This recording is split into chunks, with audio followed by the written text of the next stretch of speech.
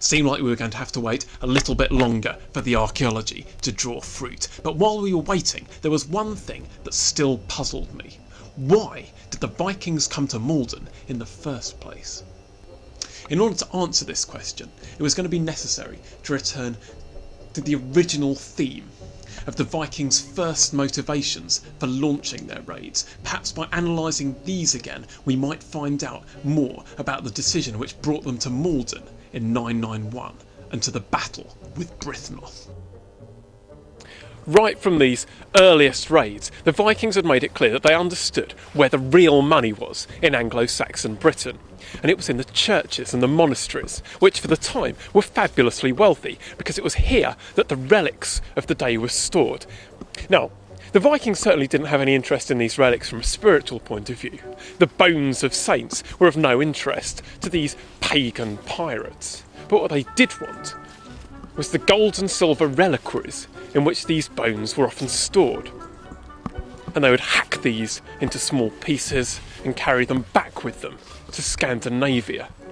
That was what brought them to the churches, and by the 10th century, the Saxons were very used to this idea, and the local churchmen would make it their business to ensure that when the Vikings came to raid, the relics were nowhere to be found.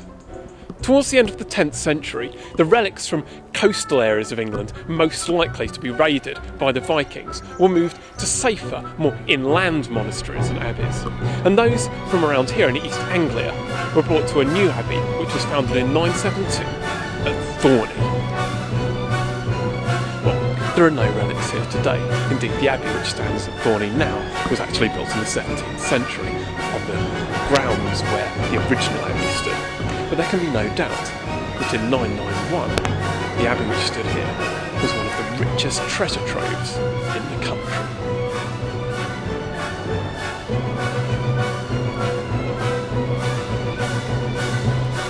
Was it possible, I wondered, that the Vikings, when they went to Northey Island in 991, actually intended to come here to Thorney and just got a little bit confused?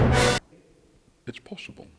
Let's make a final visit to Devonshire Smith and his team and see what they found at the end of the day. What we've learned. What's going on? Well, what we've done is we've filled the trench back in. And why have you done that? Well, there wasn't really anything there. Well, we found the pot and the mud. Well, and if you dug it, but I thought there was going to be swords and roundhouses.